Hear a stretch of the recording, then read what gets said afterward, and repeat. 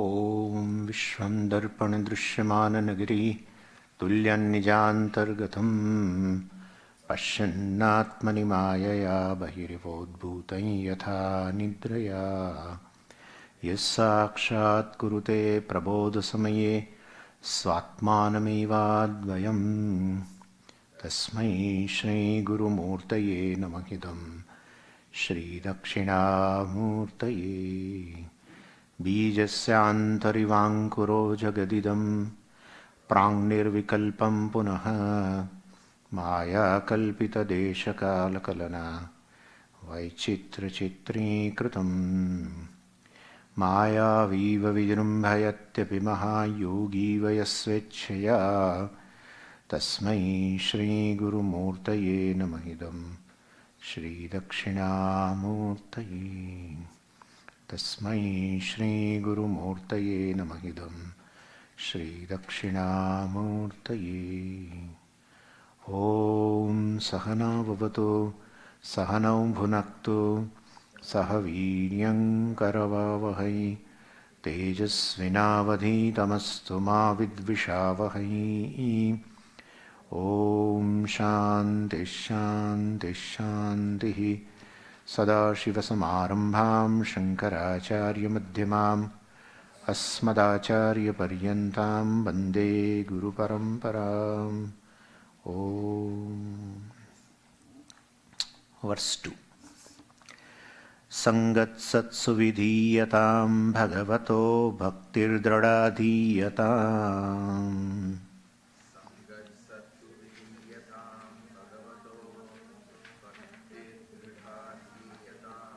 Shantyadih parichiyatam dridataram karmashu santyajyatam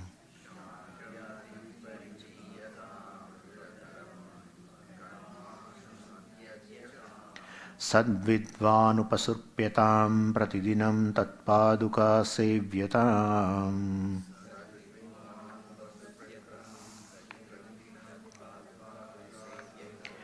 Brahmaikaksharamarthyatam Shrutishiro Vakyam Samakarnyatam.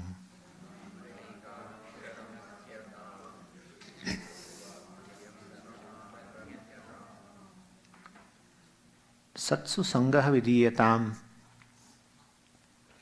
Satsu, Satpurusheshu. Sangaha Vidhiyatam.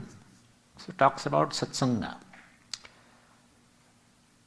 Satsangatve Nisangatvam.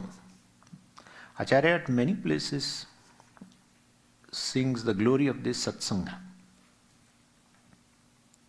Sangaha Satsu, and we all saw that Satpurusha here means our co-students, other mokshus. Definitely this kind of a communication. There is no other subject matter to be discussed. Because generally it happens that even if you don't want, it ends up in criticism of others. Generally it happens. Because of intolerance. Everyone has there is a threshold of a tolerance.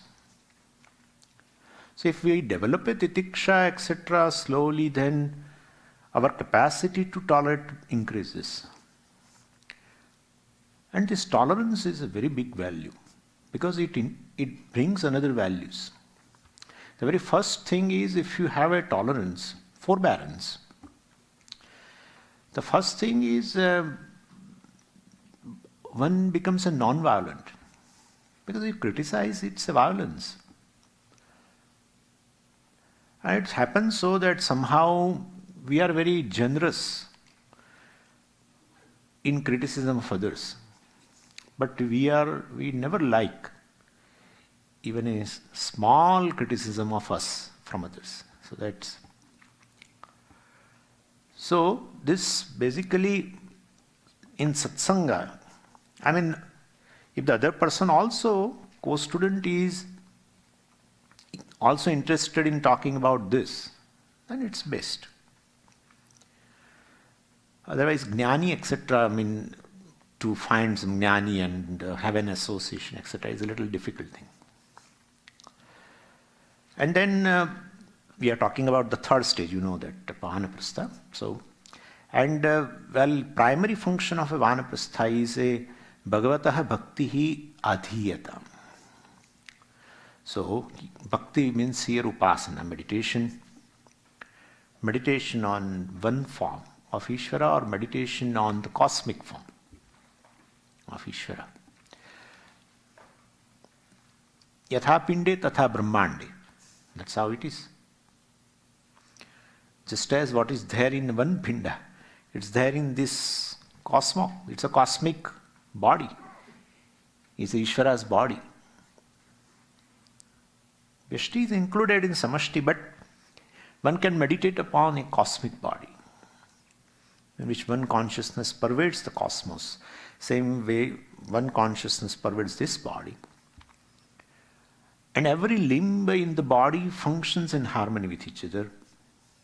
Same way in the cosmic body also, all the limbs, varieties of the limbs are there, all function in harmony with each other. This is a very beautiful meditation. This is called Virat Upasana. And so either any Upasana one can resort to. And it should be combined with this Ashtanga Yoga because it helps. Asanam helps you to sit in meditation for a long time. Pranayama helps you to control mind to an extent. There is a connection between them. As you press the nose, immediately the mind, wherever it is, it comes down here. And of course, sense organs, pratyahara, etc. also, which is pratyahara is nothing but our damaha. And so sensory discipline also, this yoga definitely helps. So in meditation, the senses of course should be restrained. And dharana, dhyana, samadhi, etc.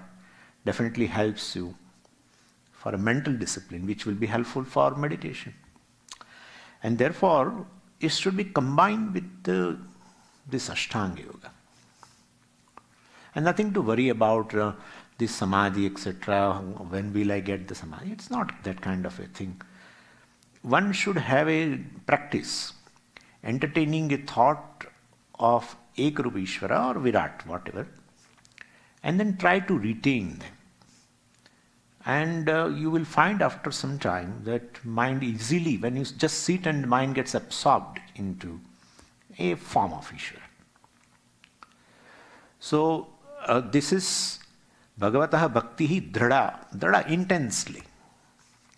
Adhiyata may you resort to. This is an advice to the human being who is in the third stage, Vanaprastha. And Shantyadi Parichiyatam. So by the practice of this Upasana and Yoga, one should develop a important faculty, we call it as a Shantyadi. Shantyadi. Shanti means Shamaha. I told you yesterday itself. So Shantyadi, Adi means etc. So Shamaha, etc. Sixfold discipline. Shamaha, Damaha, Uparama, etc. This sixfold inner wealth. Parichiyata. So that also you will cultivate here. First is a Shamaha. So we have to talk in a little bit. So Shamaha means a thought discipline. Thoughts occurring without my knowledge. So it goes in all direction without my control. That's a indiscipline. So thought discipline is not stopping the thoughts. That's not healthy thing. Mind's function is to think. So stopping the thinking means we are creating ill health for the mind. It's not a good thing. If mind is not able to think, definitely there is an issue. Mind should think. Also here disciplining, channelizing, let's say, channelizing the thoughts in the desired direction. Like the damming the rivers, etc. So channelizing the water. And that channelization of water is required for a proper utilization of the water. Same way, mind also, it's like a river, a flow of thoughts. and it has a tremendous capacity. So the strength of the mind, the capacity of the mind, the power of the mind, well, if we channelize, then that power will be useful to us. Otherwise, like water gets, if it is not channelized, gets scattered in the fields, etc. So, same way here also, they channelize through the dam. Same way we channelize the mind here. And so, how to develop this shamaha? So, well, all the values, just we mentioned yesterday, the fourth method I told you. So, all the values talked about in Bhagavad Gita, we called Daivi Sampatti. In the 16th chapter, certain divine wealth, divine values. Or in 13th chapter also, Bhagavan calls it as a jnanam. Because those values ultimately help for the jnanam, atma jnanam. And that is amanitvam, adambitvam, ahimsa, kshanti, arjavam, acharya, pasanam, shaucham, sthiryam, atma vinigraha, etc. All this. So, non-violence and amanitvam. There is attitude of non-demanding in terms of respect, adambitvam. So, absence of pretendence, all this, ahimsa, shaucham. So all these values will help for this gaining shanti of the mind, shamaha of the mind. And definitely asuri sampat, the negative thoughts, etc., to be discouraged at the same time. This is a shamaha. Then second is a damaha, sensory discipline. It is not told, but shanti adi. So we are taking adi padat. So by this adi, etc., so we are discussing other one also. So damaha is a sensory discipline. The sense organ function as I want them to function. So with regard to generally, this external servants, etc., well, we assert that they should basically behave as we want to behave them. But we forget that we have already this 19 servants and none of them, is under my control. What are the 19? So 5 sense organs and 5 organs of action and the pranas and all that. So so they have all become Swami. They go in without my control, without my permission. They go in various fields. And I have noticed also. So basically the mastery is a mastery of this inner servants rather than external servants. Puja Swamiji always used to call. He was to say that you can manage others when you can manage yourself. The self-management is the first thing. Then there is a question of managing others. So he used to tell also that one who doesn't manage properly will ultimately damage himself and damage the relationship with the others also. Anyway, so this is damaha. Third is a uparamaha. Uparamaha is so what we talked about, shamaha means thought discipline and damaha sensory discipline. When we do that, you will find that they have come under, you have a say over them, but then they again go back. So uparamaha means a restraint or maintenance of shamaha and damaha. You have to like a child, the mother when she is cooking and a small child, it goes here and there and she pulls and puts the child in a lap. Again it goes. So ultimately it doesn't go. So this maintenance of shamaha and dhamma is considered as uparamaha. Shankaracharya defines like that even in a Vivek Chudamani also. So it doesn't run towards the same fields from which I have withdrawn. So you maintain them under discipline. We can call it as a restraint of the mind, restraint of the senses. So this is called uparamaha. Generally uparamaha has been defined as a sannyasa, withdrawal. But uparama has been defined in Tattvabodha Swadharma Anushtan, doing nitya nimitta karmas and avoiding kamya karmas, etc. So in various texts, uparama's definition has been given differently. We can take here, as per the Vivek Chudamani, restraint of the mind. withdrawn mind remains with oneself. So that also you have to see. That once withdrawn, they should not go back again. Then, titiksha. Titiksha is, I just told you, the inner strength to face the inevitable opposite experiences of life. Forbearance, fortitude, etc. And capacity to withstand the opposites. Life always faces these opposites. Pleasure and pain, and sometimes respect, sometimes insult, sometimes victory, sometimes defeat, sometimes gain, sometimes loss. All these are there. Bhagavan talks about it also like that. All this dvandva. Dvandva means a pair of opposites. Sukha dukkhe same krutva labha labhau jaya jayau, etc. Jaya ajaya, labha alabha, sukha dukkha. They are going to be there. So otherwise, why should Bhagavan say one should have a equanimity in these pairs of opposites? Means they are going to come. You should maintain that equanimity. That proves it. Anyway, so titiksha. And then is shraddha.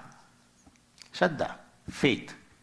Faith in the teacher and faith in the teaching, faith in the Ishvara, faith in oneself, faith in Shastra. And the faith is not a blind faith. Blind faith means whatever teacher tells, well, I accept it. It doesn't suit my intellect. No, but still I accept it because teacher told. That is not faith. Faith is basically here what? It's a constructive faith. If teacher tells something, there is no difference between a teacher and Shastra here, in our case. Because there is no teacher without Shastra and there is no Shastra without teacher. Shastra is not a Shastra, is not a means of knowledge without teacher. Because he only opens up. He has a key. So Shastra is not a pramana for me if teacher is not there. Therefore, ultimately, so Shraddha in both, of course, required. But you give a benefit of doubt to the teaching. Suppose if you don't understand. If you don't understand and you accept, that is not Shraddha. If you don't understand, then you basically think that perhaps my understanding is not proper. And so you try to understand. If you cannot find a solution, you ask the teacher. And then again he says something and then again you find something doubtful. Rather than blaming teaching, you not blame your reception, but at least you come to know that there is some limitation in my receiving this particular thing. And again you go back to, and that is how the Upanishad provides example of this kind of a Shraddha. There is a samvada between Bhrigu and Varuna. Also reveals this. A samvada between Indra and Prajapati in the Chandogya 8th chapter also reveals this. Prajapati said, Prajapati declared, this is just by the way, Prajapati declared that, I'm ready to impart the knowledge of Brahman, knowing which one gains all the objects of enjoyment simultaneously. So both of them were very much interested, listening to that this is really good. You imagine Indra's was, he was having all imported stuff and enjoying but still he was dissatisfied. And so he thought that this is good. And simultaneously you can enjoy everything. Sarvan kaman samashnuta iti. This is in Taittiriya, but this is same thing like that. And so both went. And Prajapati did not give immediately. Then after some time he gave, and then he said this Brahman or Atma is in the right eye. And so then Indra and Virochan looked at each other. And he found his body in Indra's eyes, Virochan. And Indra found his body, the image, in Virochan's eye. And Virochan understood. He said, yeah, body is Atma, that's what I was telling. Unnecessary I stayed here for so long and all that. But he said, but Indra thought this cannot be the thing. So not that the teacher, the Brahmaji Prajapati taught was wrong. No. he thought over and then asked the question to Brahmaji, and then he explained. And that's how it has been, further it went. So, and Bhrigu, in Bhrigu case, Varuna's case, Bhrigu and Varuna Sambada also, this is the same thing. Bhrigu asked several times questions, etc. So anyway, this is called Shraddha. So, there is some misunderstanding on my part. Teaching is perfect, but therefore, let me go through. Let me ask a question, clear my doubts, etc. And then Samadhanam.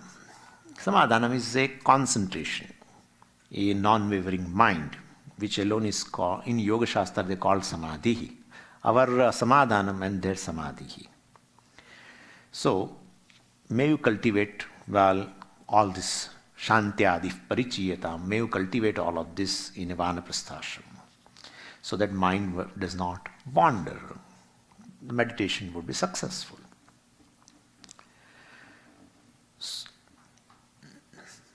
That's it. And then, Dridataram karmasu santyajyatam. Because this is over now. He has gained chitta ekagrata also. So, job of vanaprastha also is over. Shantyadi parichiyata, etc. And, so, chitta shuddhi in grasthashrama, chitta ekagrata in a vanaprastha by meditation. Meditations, the greatest benefit of the meditation is not punya. The meditation, the karma can give you two types of result. One is a drashtam and adrishtam. Adrishtam means punyam.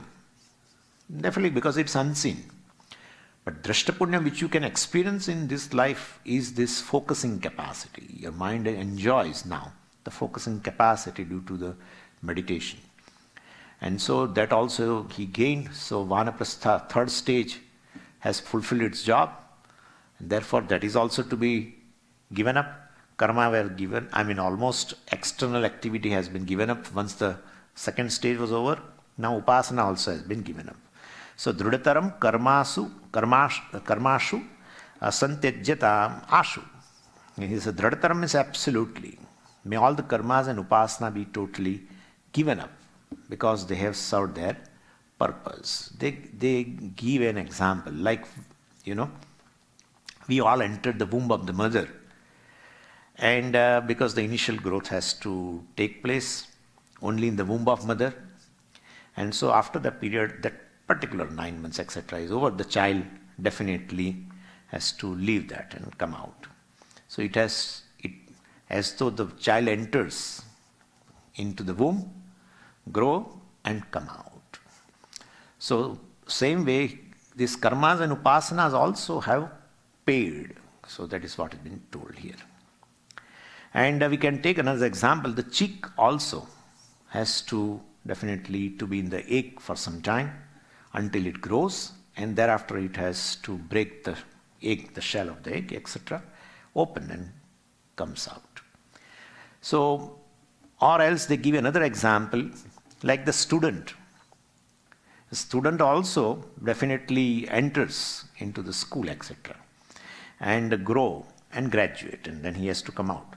He can't say that, I will stay in the school. Teacher also won't allow, and he also should not stay. They give a fourth example also. They're beautiful examples. Fourth example is of a fruit, banana or our mango. So you keep the skin till it ripens, it grows. And once it is ripened, we remove the skin. Similarly, this karma and upasanas are like the shell of the egg, or like the womb of a mother, or like the skin of a fruit. They are all relevant until you grow. You gain sadhan chatushtaya sampatti, viveka, vairagya, samadhi, shatka sampatti, etc. And this focusing capacity. That's it. And therefore, after that, you have to give it up. That's what it says here. Dridataram karmashu santajyatam. So, definitely, it is there. All the karmas and upasanas be renounced. And this also, that also should be done in a ritualistic manner. That is a very amazing thing. he accepted all the karmas at the time of Upanayanam ritualistically, right? That's a ritual. And from that day onwards started Gayatri, etc. So ritualistically started doing activity. So ultimately, and having now a sacred thread and tuft, he started all the karmas. And now taking sannyasa and giving up karmas, everything. So then this both should be, removed. Tuft also should be removed and sacred thread has to be cut by the one who gives a diksha, sannyas diksha. So that is also ritual. If you take up the karmas ritualistically, you have to give up the karma also ritualistically. And so in sannyasa also is a big ritual. This is like what, If you take up a job ritualistically by taking an appointment later, so then when you quit, well, you have to submit resignation letter. It's like this. So sannyasa also, so here it says, Dridataram karmashu santyajyatam, given up. Means not that he decides one morning, okay, I am giving up this thread, I am cutting this tuft, I am changing my clothes. No way. All formal. Because karmas were taken up formally. So giving up of karma also will be formal. Taking the job formally with the appointment letter. Then giving up also of the job formally. Resignation letter. Everything in the Veda is, wonderful, right? So whole day, 24 hours ritual, sannyasa. Almost a part of several other rituals in that. So this is how santyajyatam. This is called entering into monastic life or the monk stage. This we are discussing for the sake of discussing. As I told you, there is no need of sannyasa, etc. And this is Bhashyakara's time. And so Bhashyakara is fond of, whenever the discussion of jnanam, etc. comes, he brings sannyasa. There is a purpose. There is a purpose for that. And because very conducive, if person is internally ready, internally ripe, with the karma upasana he has become a ripe fruit, then there is a fragrance inside and sweetness. Otherwise there is no fragrance and sweetness. If you remove the skin before it ripens, you will throw the fruit. So same way personality also should be like this. If a mature personality will have a different type of, it will have a fragrance. That's how it is. It should have a quality of a saintliness, and all these qualities what we discussed, shamaha, dhamma, titiksha, all this forbearance and everything. Anyway, but for this present age, well, we say that even if person doesn't physically renounce, well, he should be like what? He should be like a dried coconut in which the coconut inside has detached from the shell. So this is what you should carry this message today. So, and it has been told, I think, in some particular place, I don't remember where exactly, but Nivrutta Ragasya Griham Tapovanam, they say. Nivrutta Ragasya. So if a person has the inner detachment, well, for him the house is a ashrama. And the other way around is Pravutta Ragasya Ashramaha Griham. And so, if there is a raga, the ashrama will become a house for the person. And therefore, so this is, we either physically renounce or mentally, well, with a sense of detachment. And what is a Swamiji's sign of detachment? I am ready to lose what is losable. That's all. I am ready to lose what is losable. That's all. Then one can remain in a place where one person is. So, once the person successfully goes through these first three stages, then person is ready for this final stage, Jnana Yoga. And this is generally pursued in a sannyasa ashrama. And a mind with renunciation, well, definitely is in the mind. That is the mind which can definitely pursue this jnana. And which Shankaracharya ji is talking about in the last two lines of the second shloka. So Shankaracharya ji first emphasizes that jnanam has to be pursued under the guidance of a teacher. And this is the uniform declaration of all the scriptures and all the Acharyas also. Upanishad also clearly reveals, Mundaka Upanishad, Tadvijnanartham Gurumeva Bhigachet, etc., etc. Tadvijnanartham. So, in order to know this, Tad means here Brahman. In order to know the Brahman, one should definitely go to the teacher. One should necessarily go to the teacher. In Chandogya Upanishad, very beautifully said, Acharyad eva vidya vidita sadhishtham prapata. So the knowledge gained from the teacher alone is a fruitful knowledge. Without the teacher, the knowledge will remain academic knowledge. It means it will be information. It will not be helpful in transformation of the person, of the personality.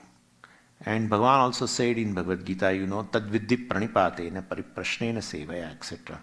So, upadekshanti te jnanam jnaninaha tattvadarshinaha. These jnanis will definitely, the teachers basically will teach you, etc. And going to the teacher is everywhere.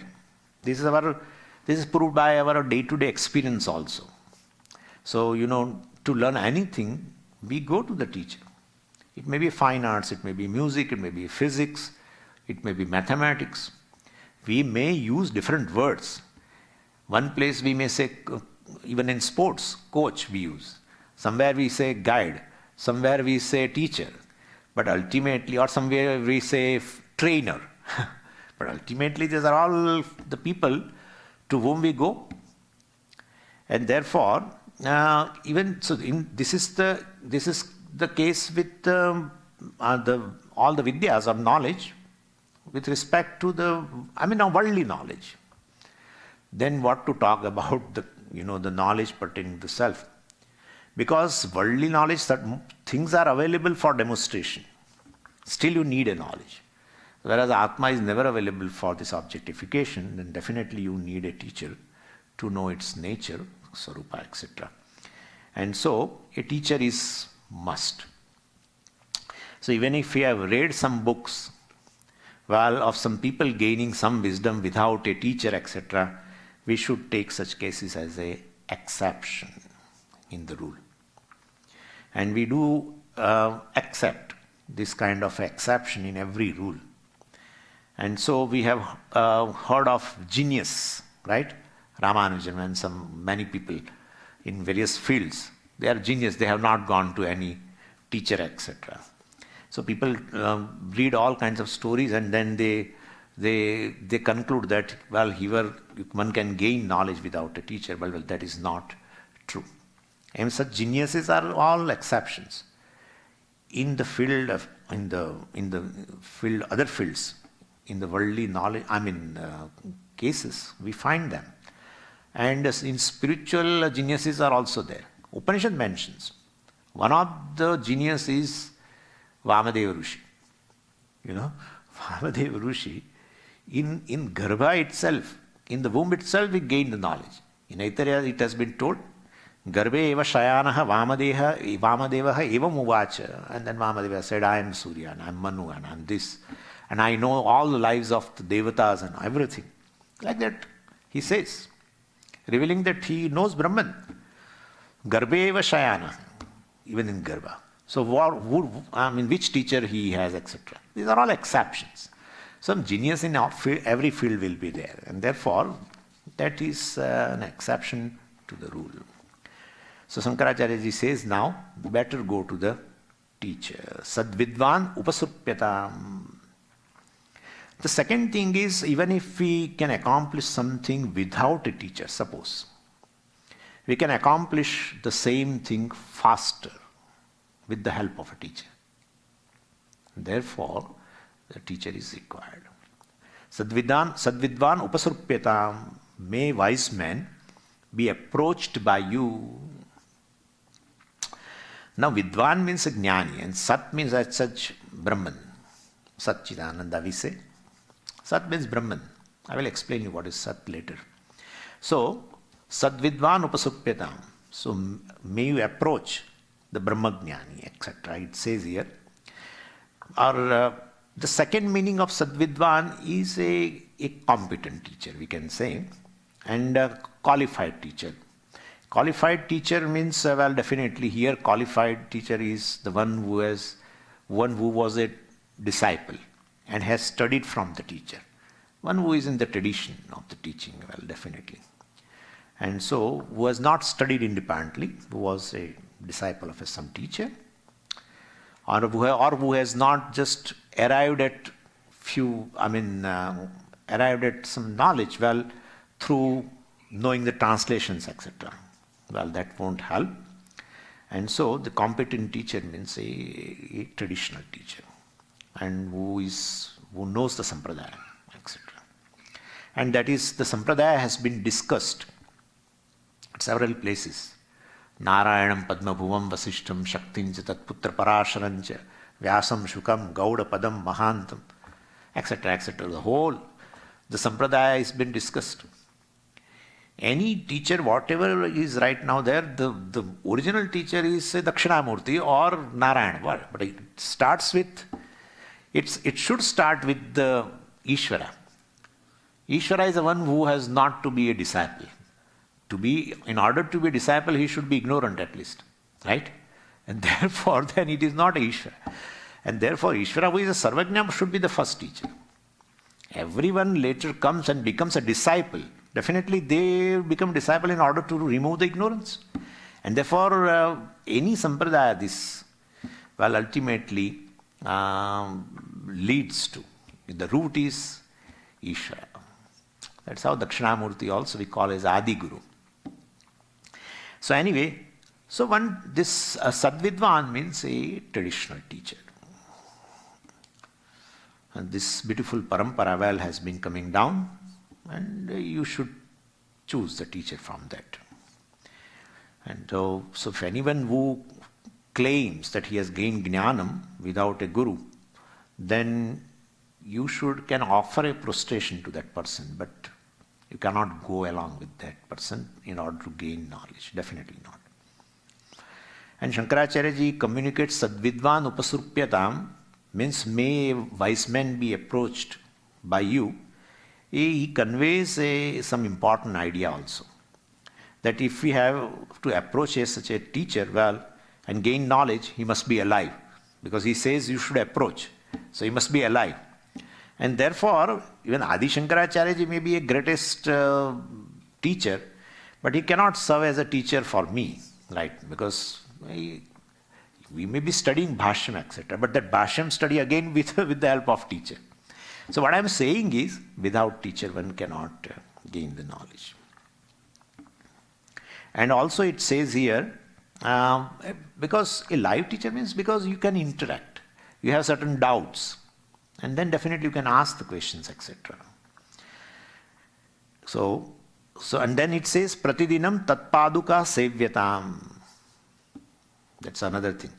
May his feet be worshipped by you. So here Paduka means sandals. But it is, the feet is been represented by the here sandals. So means may he be served by you daily. That's how Bhagavan also said in 13th chapter the value of Acharya Pasanam. So Acharya Pasanam means meditating on Acharya, etc. No, it's serving the teacher, etc. Now this is the issue. This is the issue. We don't want to serve any other human being. Why should we serve? Why should another human being be worshipped at all? So worship has many significance. The first thing is it helps in weakening the ego. The ahankara well is so strong that it is difficult to worship another person. So this serving others or worshipping others, a teacher, etc., will definitely weakens the ego. Second thing is the student is not going to directly learn from the scriptures. One may have a great reverence for the scriptures, but you cannot, those scriptures are not scriptures for you, not a pramana for you. So student cannot learn directly from the scriptures, even though it has a knowledge, but then they are inaccessible to the person. And therefore, Since the Upanishad do not speak directly to you, well, I get the teaching through the teacher. And therefore, whatever the respect I have for the Shastra, the same respect I should have for the teacher. So if you worship the Shastra, well, then you worship the teacher. And as I told you, there is no Shastra without a teacher, there is no teacher without a Shastra. And so he must develop a very big faith in the Guru as much as the faith in the Shastra. That's how in our Tattvabodha, the definition of Shraddha is, well, Shastra Guru Vakyeshu, well, Vishwasaha, Shraddha. So as much the trust in the scriptures, so the trust in the teacher also. But this Shraddha, when it comes, it is very difficult, because this faith is something, you cannot develop the faith as such. And it is totally, and trust is very difficult, especially to the unknown person. If you suppose an unknown teacher, etc. is there, you cannot confide, express, etc. to this unknown person. So to have the trust for the teacher is not an easy thing. And therefore, Shraddha is very, very difficult to develop because there is no logic also in the faith. That's how people who tell themselves are a very rational person, etc., they have a big issue with this Shraddha. Because Shraddha cannot fall into the logic. And therefore, well, because it cannot be logically explained. What I mean is, Shraddha cannot be logically explained. And the people who are having a great reasoning capacity and were logical, like our scientists, etc. So they have a problem with this Shraddha. They have a problem with this Shraddha. So it's not a logically derived attitude, but it can grow in a person gradually. I'm talking about the next step, what Shankaracharya is telling. So it can grow in a person gradually. Like it requires a certain condition. In that condition it grows. I will give you an example how a child develops a faith in religion, in God, etc. Certain physical actions are done from the childhood. That's how parents sometimes tell, well, do the pradakshina, do the namaskara, all this. And after that you will see, or do the puja, small puja, the child sits along, etc. So these physical actions create definitely an inner attitude of a Shraddha, and then also devotion, etc. So until the trust comes, the communication definitely cannot take place. Teaching also cannot take place. So in olden days, well, in Gurukula Vasa, the students are asked in the beginning to serve the teacher. That is why we are saying this. To serve the teacher. They used to wash the clothes, etc. and other services. So thereby the student, like the child was doing a certain activity and has developed a devotion and Shraddha for the God. In course of time it has grown in the child. Same way here also, doing this kind of an activity for the teacher, well, ultimately, basically helps the student to grow his Shraddha towards the teacher, etc., and to grow the respect also in that teacher, etc. And also there is another reason also. The teacher also can observe the student and find out whether he is fit enough to receive this Atma Jnanam, etc. Because this Viveka, Vairagya, etc., all this. So immediately teaching never begins. You will see in the Upanishad, they will always, the teacher tells that you stay and then later you ask the question, etc. You stay here and serve. So we may feel these Vedantic teachers are basically exploiting. But frankly speaking, a teacher of a Vedanta is one who has a least demand from the disciples. Who does not require any kind of a service is to such a teacher one should serve. If one requires a service and then you serve, then there are all chances to be exploited. And therefore, because one is in need of a service. But Vedantic teachers generally, they don't ask for and they don't need any services. And therefore still it has been told by the Shankaracharya ji that pratidinam tat paduka sevyatam, the teacher should be served, etc. Then we may feel why it is telling like that, but the reason is this. He can develop a Shraddha. He may have a Shraddha, but then the Shraddha grows, definitely grows. And his bhakti devotion towards the teacher also grows. And teacher also can observe whether he is a right person to impart the knowledge or not. It's both both the sides. And I suppose if the person is weak, suppose, then the teacher will waste time and the student also will waste the time. And so, and knowledge which is imparted will not bless the person. So it happens, so there are few situations I am discussing. Sometimes it happens that since the student is not able to gain the knowledge due to lack of this preparation, sadhana, chatushtaya, sampatti, etc., he develops a disenchantment for the knowledge. That also happens.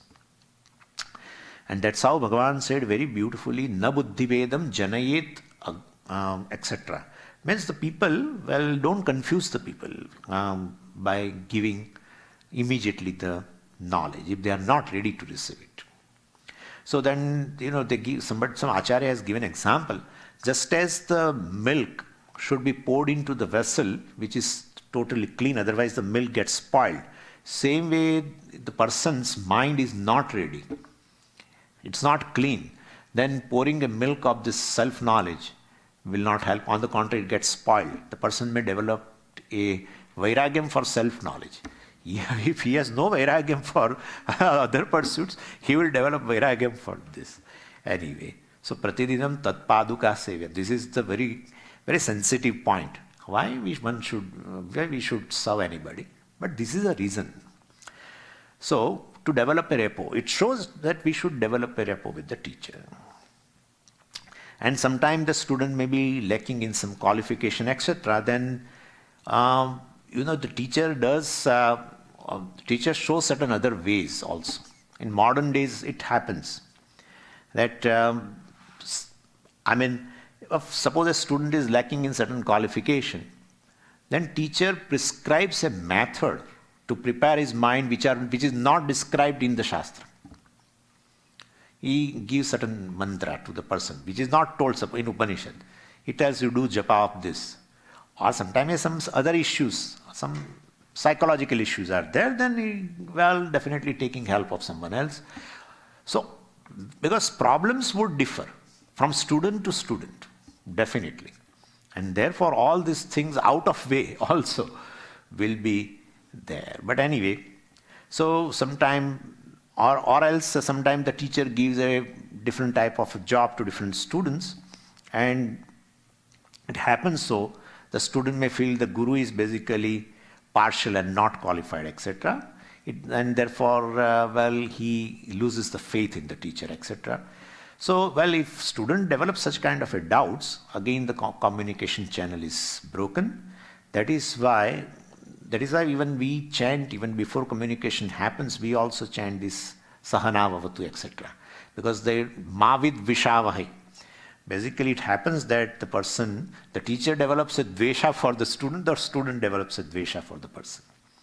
So basically, this Tat Paduka Sevyatam, Pratidinam, etc. is to develop a good rapport between a teacher and the student. Especially students should develop a rapport with the teacher so that the communication communication takes place properly.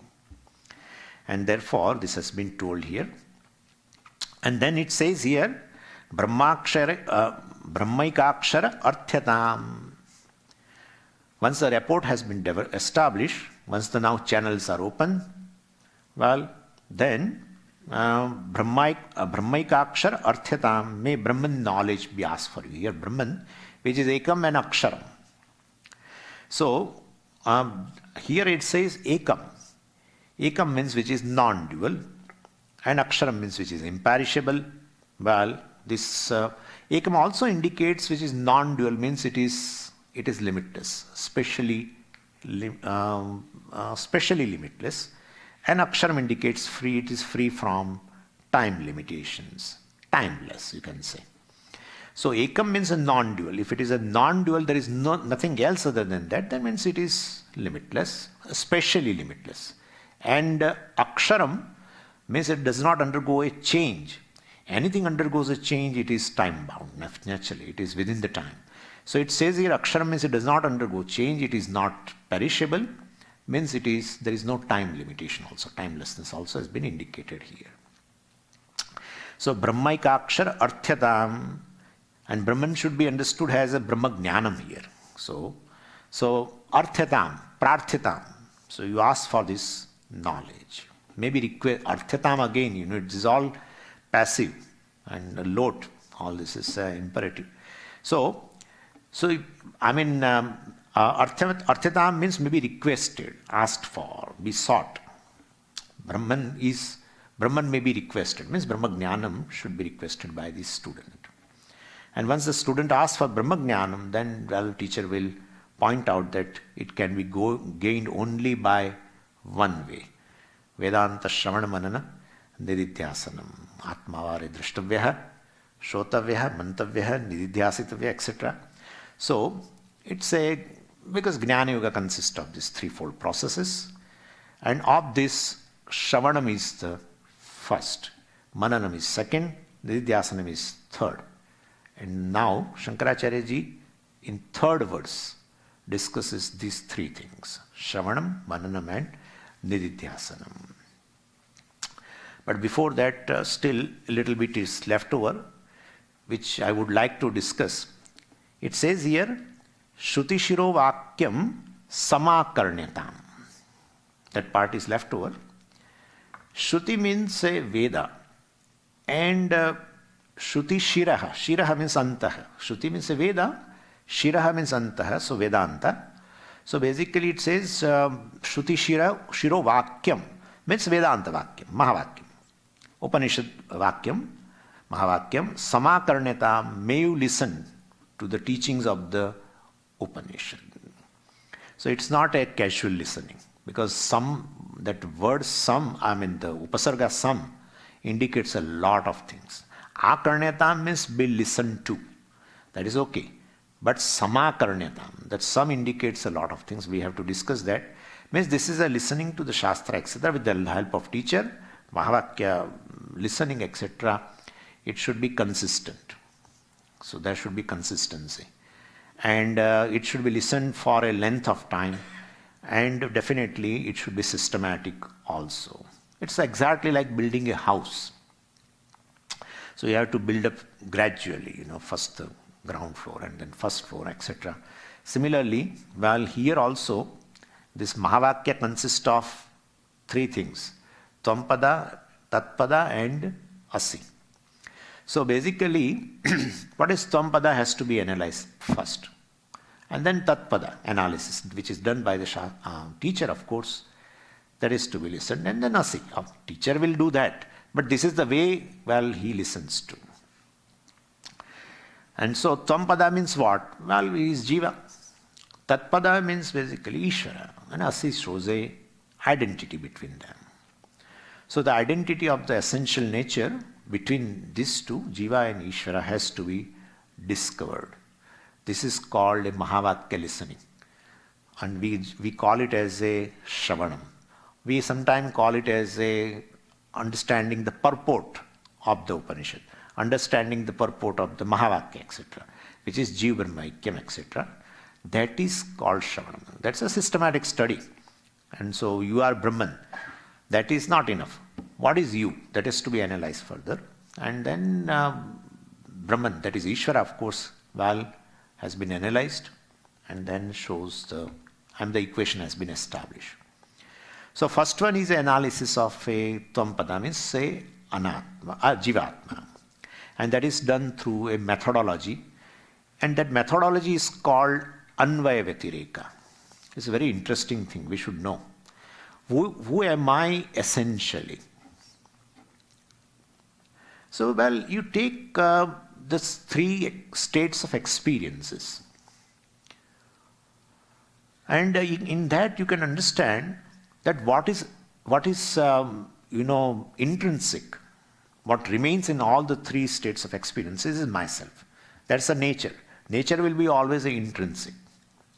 And therefore, other than that, what is incidental, it's not my nature. And you will see that in all the three states of experience, the I continues. Like, I am a waker.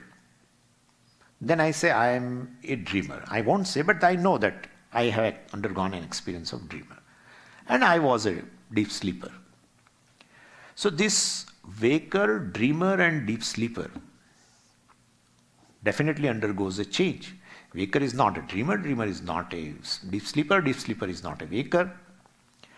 But you and me know that this I which have undergone all the three states of experience, I was present in all the three states of experiences.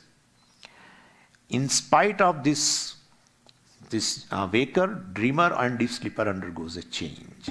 So this I, we call it as a consciousness, which is present, because of which, well, why he becomes a waker, he becomes a dreamer, he becomes a deep sleeper, because waker is also undergoing various experiences. It's a conscious entity, we call it as ahankara.